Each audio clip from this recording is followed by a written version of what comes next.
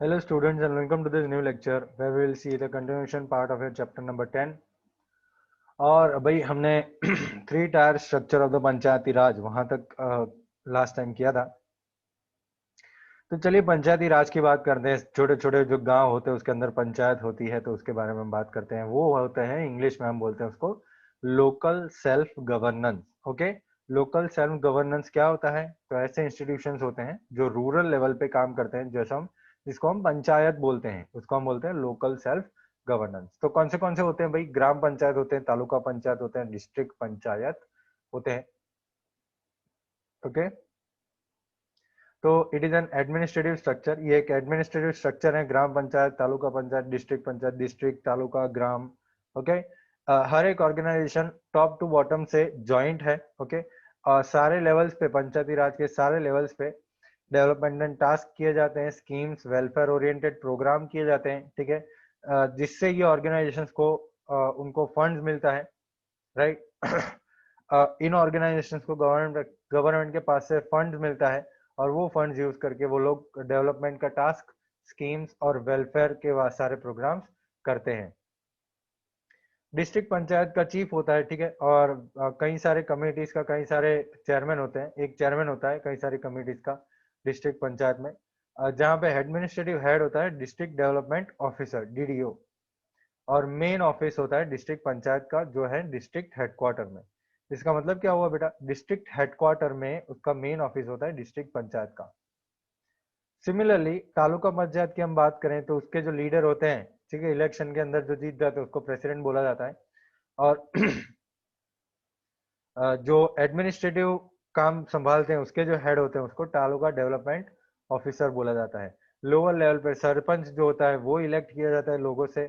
और administrative head होता है तलाटी कम मिनिस्टर, जो सारा एडमिनिस्ट्रेशन का काम संभालता है पंचायत का। विलेज में जहाँ इलेक्शन होता है और ये सब चीजें होती है वहां पे, ठीक है, सरपंच जो है, ठीक है, वो यूनानिमसली सिलेक्ट किया जाता है। यूनानिमसली मतलब सब लोग इकट्ठा होकर सरपंच सिलेक्ट करते हैं, ठीक है। और ऐसे विलेज को समरस विलेज कहा जाता है, ठीक है। ऐसा विलेज जहाँ पे इलेक्शन होता है और इलेक्शन के वक्त सरपंच को यूनानिमसली सिलेक्ट किया जाता है, ठीक है, उसको समरस विलेज बोला जाता है, उसको प्राइज दिया जाता है।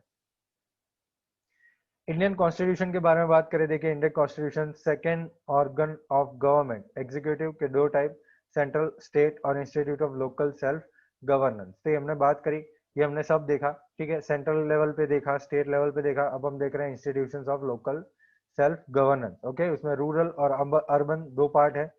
आप देख सकते हैं यहाँ पे गवर्नर, चीफ मिनिस्टर, फिर पॉलिटिकल एग्जीक्यूटिव आता है। रूरल लेवल पे पंचायती राज होता है। ओके, पंचायती राज में जो लोग सिलेक्ट करते हैं वही लोग होते हैं। वैसे ही लेजिस्लेटिव असेंबली सेक्रेटेरिएट होता है, राइट, उसमें एडमिनिस्ट्रेटिव एग्जीक्यूटिव होती है। रूरल लेवल पे ऑफिसर्स होते हैं और एडमिनिस्ट्रेटिव एम्प्लॉयज होते हैं। तो यहाँ पे आप देख सकते हैं डिस्ट्रिक्ट पंचायत में प्रेसिडेंट और वाइस प्रेसिडेंट होता है, उसके मेंबर्स होते हैं। और एडमिनिस्ट्रेटिव का काम कौन करता है? तो डिस्ट्रिक्ट डेवलपमेंट ऑफिसर करता है। तो पॉलिटिकल एग्जीक्यूटिव की हम बात करें तो प्रेसिडेंट, वाइस प्रेसिडेंट और उसके मेंबर्स। एडमिनिस्ट्रेटिव एग्जीक्यूटिव की बात करें डिस्ट्रिक्ट पंचायत पे तो डिस्ट्रिक्ट डेवलपमेंट ऑफिसर। फिर आता है तालुका पंचायत। तालुका पंचायत में भी प्रेसिडेंट, वाइस प्रेसिडेंट, मेंबर्स। और एडमिनिस्ट्रेटिव लेवल पे taluka development officer, okay, TDO. Gram panchayat में सरपंच और डेप्यूटी सरपंच आते हैं, ठीक है, जो पॉलिटिकली होते हैं। और काम कौन करता है? मेन एडमिनिस्ट्रेटिव एग्जीक्यूटिव होते हैं तलाटी कम मिनिस्टर। ओके भाई, अब हम बात करते हैं urban institute of self governance की। Urban institute of self governance के as per the 74th constitutional amendment, the urban areas were provided with the urban institute of self governance as per the population of that area.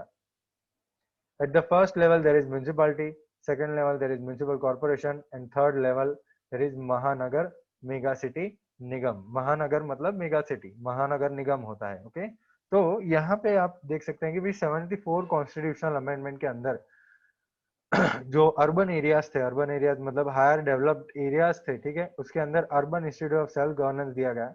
उनके population के मुताबिक, अगर population थोड़ी कम है तो municipality लगती है, अगर पॉपुलेशन ज्यादा है तो म्यूनिसिपल कॉर्पोरेशन लगता है, जैसे हमारे अहमदाबाद में म्यूनिसिपल कॉर्पोरेशन एएमसी लगता है, right.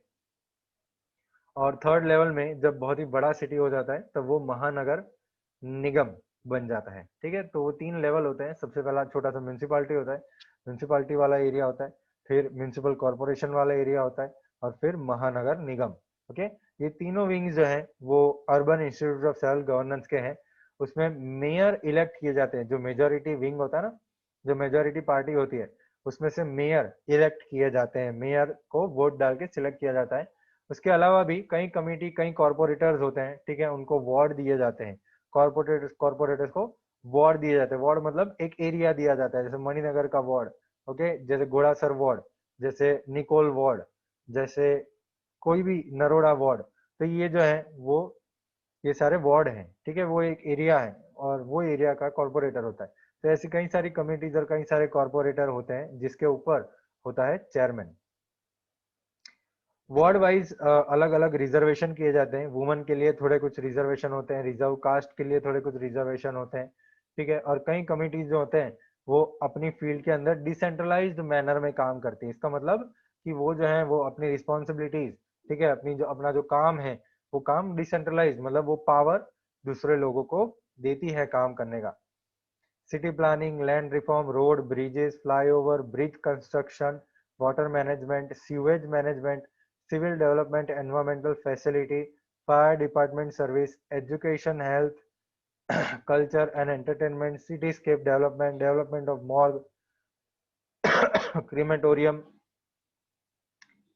Grave yard, removal of slum, overall development. भाई ये सारी चीजें urban institute of self governance काम करती है, ठीक है।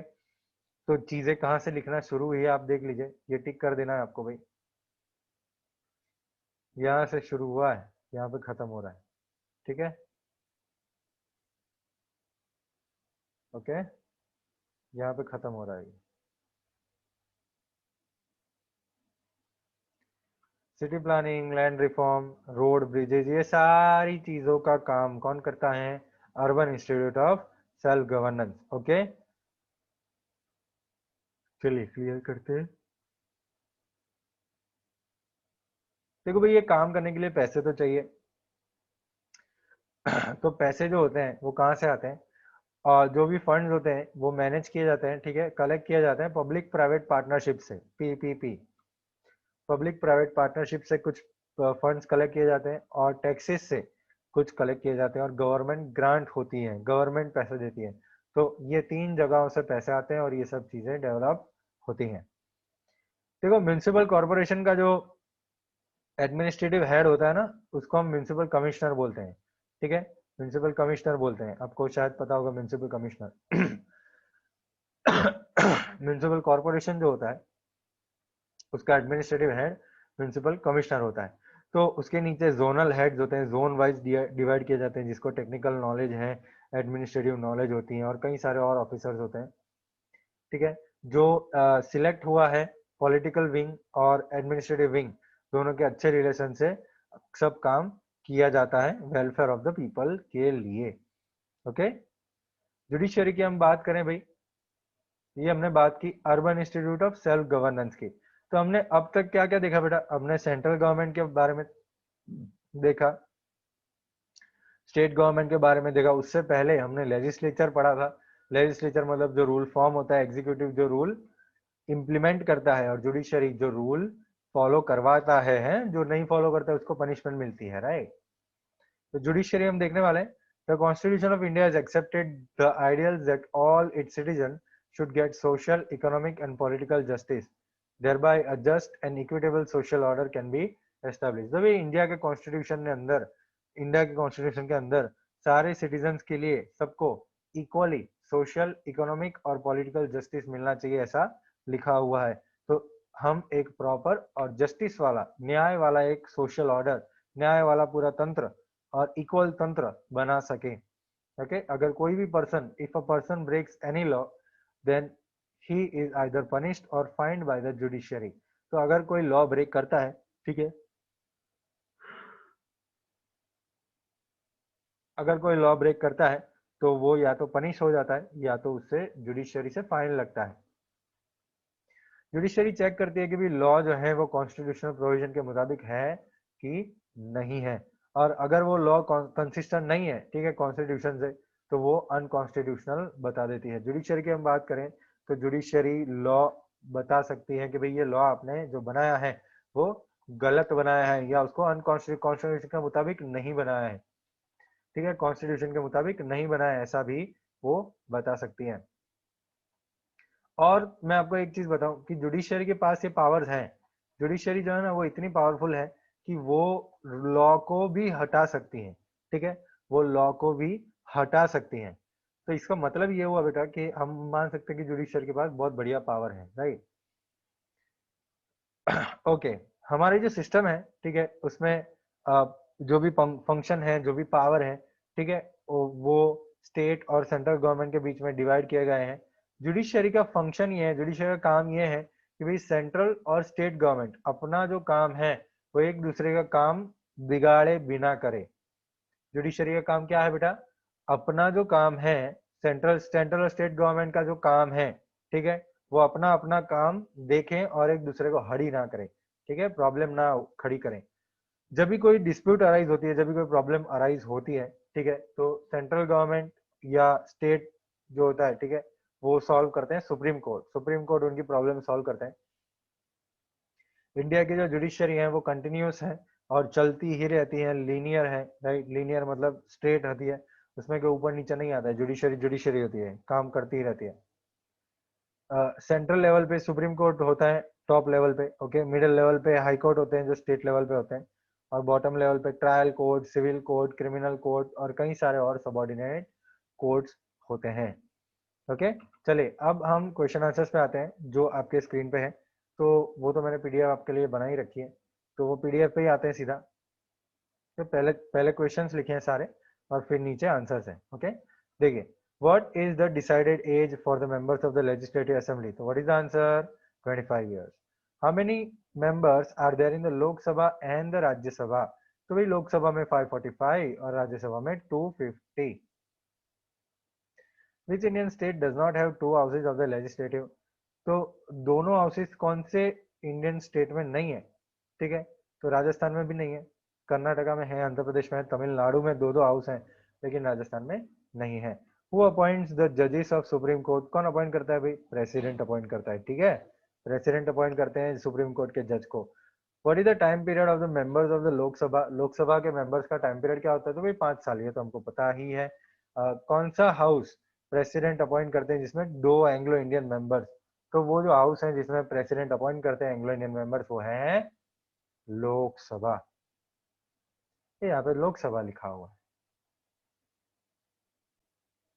तो बिल्कुल कंफ्यूज मत होइएगा, ठीक है। भले ही यहाँ पे लोकसभा लिखा हुआ है, आंसर इज लोकसभा, क्योंकि हमने टेक्स्ट बुक में ही पढ़ा था दो एंग्लो इंडियन मेंबर्स, ठीक है, वो लोकसभा के अंदर प्रेसिडेंट सिलेक्ट करते हैं। Who administers the oath of secrecy to the prime minister? कौन एडमिनिस्टर करता है? तो वही हमको मालूम है, वो तो प्रेसिडेंट ही करता है, okay. Match the pair, pair match करना है आपको। तो भाई डिस्ट्रिक्ट सेवा सदन, तो उसको आप पेयर करेंगे डिस्ट्रिक्ट सेवा सदन, तो कलेक्टर। फिर म्यूनिसिपल कॉरपोरेशन, तो हो जाएगा म्यूनिसिपल कमिश्नर, है ना। फिर डिस्ट्रिक्ट पंचायत, तो उसका हो जाएगा DDO, district development officer, mayor नहीं है। So which is right? Okay, option B is right. 1C, 2D, 3B. Okay, option B is right. How many members are nominated by the president in the Rajya Sabha? तो president कितने members nominate करते हैं? 12 members nominate करते हैं राज्य सभा के अंदर, okay? Who presents the budget in the parliament? भाई budget कौन पास करता है? Finance minister, okay? चलिए अब हम क्वेश्चन आंसर्स की बात करते हैं जो आपकी टेक्स्ट बुक के अंदर है। What is the principle of division of power?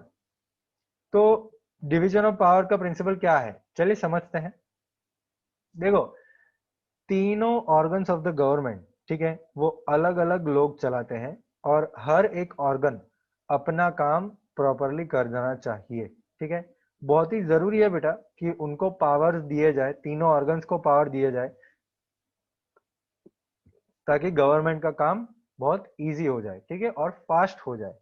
तो तीनों ऑर्गन्स को पावर देना बहुत ही जरूरी है। This is called division of power. समझ में आया बेटा? What is the quorum for the Lok Sabha and Rajya Sabha? भाई ये तो हमने पढ़ चुके हैं, फिर भी एक बार देख लेते हैं। पार्लियामेंट के अंदर जो नंबर ऑफ मेंबर्स प्रेजेंट होते हैं, ठीक है, उसको कोरम कहा जाता है। It is the number of members present and working in the house out of the total number of members of that house. तो कोरम जो है वो प्रेजेंट और वर्किंग मेंबर्स जो होते हैं हाउस के अंदर, ठीक है, वो कोरम कहा जाता है out of all the total members. Lok Sabha का मिनिमम कोरम 1/10 है और राज्यसभा का भी 1/10 है। मिनिमम कोरम इतना होना ही चाहिए, मतलब 545 मेंबर्स में से 55 तो प्रेजेंट होने ही चाहिए। ओके, वैसे ही राज्यसभा के अंदर भी 250 मेंबर्स में से 25 मेंबर तो प्रेजेंट होने ही। How are the members of the Rajya Sabha elected? Rajya Sabha के मेंबर्स कैसे इलेक्ट किए जाते हैं? देखो, सबसे पहले तो Rajya Sabha is the upper house of the parliament, ये तो आपको लिखना ही है, ठीक है। Rajya Sabha upper house of the parliament है। उसके जो मेंबर होते हैं वो इनडायरेक्टली इलेक्ट किए जाते हैं, इनडायरेक्टली वो सिलेक्ट करते हैं। और सिलेक्ट करता कौन है उनको? स्टेट के जो विधानसभा होते हैं ना, लेजिस्लेटिव असेंबली स्टेट के जो लेजिस्लेटिव असेंबली होता है ना, उनके लोग, उनके जो मेंबर्स होते हैं लेजिस्लेटिव असेंबली के, स्टेट के मेंबर जो होते हैं विधानसभा, उसके मेंबर सिलेक्ट करते हैं राज्यसभा के मेंबर्स को, ठीक है। वैसे ही यूनियन टेरिटरीज के भी मेंबर्स जो होते हैं वो सिलेक्ट करते हैं, और इक्विवेलेंट रिप्रेजेंटेशन रहता है। इसका मतलब क्या हुआ बेटा? राज्यसभा में 238 मेंबर्स इलेक्ट किए जाते हैं, ठीक है। लेजिस्लेटिव असेंबली को जो स्टेट है, स्टेट का जो लेजिस्लेटिव असेंबली है, उसमें से सिलेक्ट किए जाते हैं, वो उसमें से वोट डाल के इलेक्ट किए जाते हैं राज्यसभा के मेंबर्स, जो भी इलेक्शन में खड़ा होता है उसमें से। 12 मेंबर जो है, 238 मेंबर्स तो इलेक्ट होते हैं, 12 मेंबर जो है वो प्रेसिडेंट रखते हैं, नॉमिनेट करते हैं प्रेसिडेंट, ठीक है। और ये नॉमिनेटेड जो मेंबर्स होते हैं उनको एक स्पेशल नॉलेज और प्रैक्टिकल एक्सपीरियंस होता है उनके फील्ड का, जैसे लिटरेचर है, साइंस है, आर्ट्स है, कल्चर है, स्पोर्ट्स है, सोशल सर्विस है, राइट। तो जैसे स्पोर्ट्स के अंदर अभी नवजोत सिंह सिद्धू है, तो नवजोत सिंह सिद्धू उनके मेंबर हैं, तो प्रेसिडेंट ने उनको नॉमिनेट किया है राज्यसभा का मेंबर। तो ऐसे वो राज्यसभा के मेंबर बन सकते हैं, क्योंकि स्पोर्ट में बहुत आगे हैं। Okay, there are in all 250 members in the Rajya Sabha. तो मेंबर्स जो है टोटल वो है 250। चलिए नंबर 14 की बात करते हैं। How is the speaker the protector of the dignity of the house? Speaker कैसे प्रोटेक्टर बन गया हाउस की इज्जत का? देखो, स्पीकर जो है वो लोकसभा के अंदर जितना भी बातचीत चलता है, जितना भी पूरा सेशन होता है, ठीक है, वो पूरे सेशन के अंदर वो अपना कंट्रोल मेंटेन करता है, वो लोकसभा को कंट्रोल करता है और उसको मेंटेन रखता है कि भी प्रॉपरली वो चले, बूमा बूम ना हो, ठीक है। तो स्पीकर ध्यान रखता है कि भाई जो लोकसभा की प्रोसीडिंग्स है, जो लोकसभा के अंदर बातचीत होती है, लोकसभा के अंदर जो भी काम होता है, वो काम ऑर्गेनाइज्ड वे में चले और बहुत ही बढ़िया वे में चले, बहुत ही सीधे डिसिप्लिन्ड वे में चले, ठीक है। तो वो मेंटेन करता है डिसिप्लिन को, और हाउस की व्यवस्था को भी बनाने में बहुत बड़ा रोल होता है स्पीकर का। स्पीकर जो होता है वो प्रोटेक्टर होता है डिग्निटी ऑफ द हाउस। उसके डिसीजंस हाउस के लिए फाइनल होते हैं और कंक्लूसिव होते हैं। कंक्लूसिव मतलब बस खत्म, वो बोल दे ले, बात खत्म। समझ में आया? चलिए देखते हैं what is the process of impeachment. ये इम्पीचमेंट क्या होता है? तो देखो, कॉन्स्टिट्यूशन जो है वो हमारा बेसिक लॉ है, राइट। कॉन्स्टिट्यूशन के मुताबिक parliament, president, vice president, supreme court, जजेस of high court, chief election commissioner, auditor general, attorney general, ये सारे लोग काम प्रॉपर करने चाहिए, ठीक है। अगर वो मिसबिहेव करते हैं या वो काम प्रॉपर नहीं कर पाते हैं, या तो वो कॉन्स्टिट्यूशन का कोई रूल तोड़ देते हैं, तो उनको पावर से रिमूव किया जाता है through the process of impeachment, ठीक है। इम्पीचमेंट मतलब इम्पीचमेंट का केस होता है जो उनके सामने दर्ज होता है, ओके। और वो पावर से हटा दिए जाते थे अगर प्रूव हो जाता है कि उन्होंने इम्पीचमेंट किया है, उन्होंने कुछ गलत मिसबिहेव किया है, या तो फिर वो इनएफिशिएंट है, वो काम नहीं कर पा रहे, या तो कॉन्स्टिट्यूशन का कोई रूल फॉलो नहीं किया है, ठीक है। State the vices of bureaucracy. भाई ब्यूरोक्रेसी के नेगेटिव पॉइंट्स दीजिए, ऐसा आपको बोला है। तो हमने यहाँ पे बढ़िया से 5 पॉइंट, 6 पॉइंट रखे हैं। देखो, गवर्नमेंट के दो ऑर्गन्स हैं, एक पॉलिटिकल एग्जीक्यूटिव और एक एडमिनिस्ट्रेटिव एग्जीक्यूटिव। मतलब एग्जीक्यूटिव जो है ना उसके दो अलग अलग पार्ट है, एक पॉलिटिकल और एक एडमिनिस्ट्रेटिव। पॉलिटिकल मतलब जो पॉलिटिशियंस होते हैं, पार्टी वार्टी वाले सारे लोग, वो एग्जीक्यूट करने में, जैसे प्राइम मिनिस्टर, कैबिनेट मिनिस्टर, ये सारे पॉलिटिकल एग्जीक्यूटिव है। और एडमिनिस्ट्रेटिव एग्जीक्यूटिव ऐसे लोग होते हैं जो अपनी फील्ड में बहुत ही बढ़िया होते हैं और वो काम सर्विस करने के लिए ज्वाइन करते हैं गवर्नमेंट को, एग्जीक्यूट करने के लिए, रूल्स फॉलो करने के लिए, जैसे आईएएस आईपीएस, राइट। वो लोग एडमिनिस्ट्रेटिव एग्जीक्यूटिव होते हैं, वो लोग पॉलिटिकल नहीं होते हैं, वो एडमिनिस्ट्रेटिव एग्जीक्यूटिव होते हैं, बहुत पढ़े हुए होते हैं। पॉलिटिकल एग्जीक्यूटिव जो होता है, ठीक है, वो अलग अलग फील्ड्स में कई कई सारी पॉलिसीज बनाते हैं, ठीक है, और ये पॉलिसीज को इम्प्लीमेंट करने का काम जो है वो एडमिनिस्ट्रेटिव एग्जीक्यूटिव को दिया जाता है।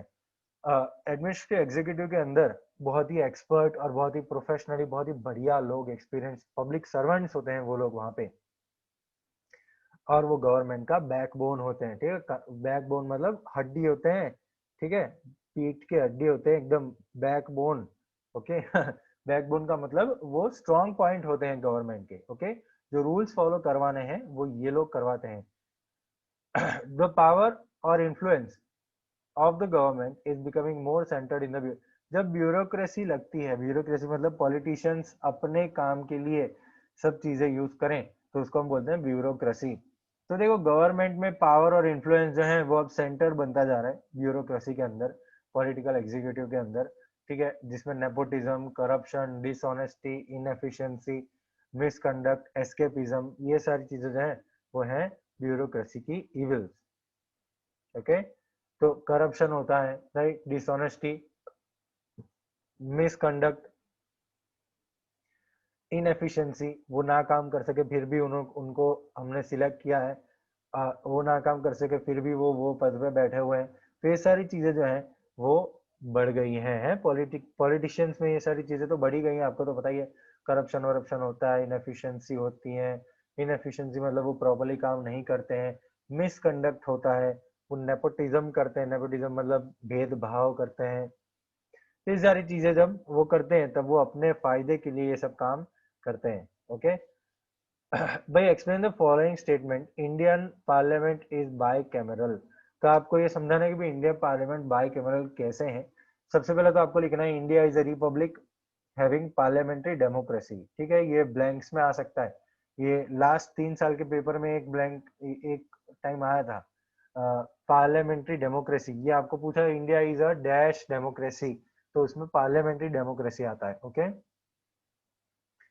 देखो पार्लियामेंट के अंदर भी सेंट्रल गवर्नमेंट में भी लोगों के रिप्रेजेंटेटिव्स ही होते हैं, हम ही सिलेक्ट तो करते हैं उनको, हैं। तो the representation of the people at the centre is seen at the parliament. तो पार्लियामेंट में, सेंटर में, ठीक है, हमारे ही लोग होते हैं, हम ही सिलेक्ट करते हैं। पार्लियामेंट जो है वो एक इम्पोर्टेंट और एपेक्स एपेक्स मतलब टॉप ऑर्गेनाइजेशन है नेशन का, ठीक है। इंडियन पार्लियामेंट के अंदर प्रेसिडेंट होता है, वाइस प्रेसिडेंट, राज्यसभा, लोकसभा। राज्यसभा को अपर हाउस बोला जाता है, लोकसभा को लोअर हाउस होता है। इंडियन पार्लियामेंट जो है वो 2 हाउसेस का बना हुआ है, इसका मतलब वो बाई कैमरल है, ओके। बाई कैमरल मतलब 2 हाउसेस, यूनिकैमरल मतलब 1 हाउस, ओके। तो बाई कैमरल इसीलिए है क्योंकि हमारे पार्लियामेंट के अंदर 2 हाउस हैं, राज्यसभा है और लोकसभा है। चलिए बेटा, नंबर 18 से हम नेक्स्ट लेक्चर में बात करेंगे। वैसे तो बहुत सारे अच्छे क्वेश्चन आंसर्स हैं, तो मैं सारे आपको एक्सप्लेन करूंगा और आपको एक बार रिवाइज भी हो जाएगा उससे। तो नंबर 18 से नेक्स्ट टाइम हम आगे बढ़ेंगे, ओके। नंबर 18 से आपको होमवर्क है बेटा कि जितने क्वेश्चन आंसर्स आज हमने डिस्कस किया ना, वो क्वेश्चन आंसर्स आप लिख दीजिएगा पॉज करते, ओके। चलिए बाय बाय, और मिलेंगे नेक्स्ट लेक्चर में और बात करेंगे नंबर 18 के क्वेश्चन आंसर्स से। चलिए बाय बाय।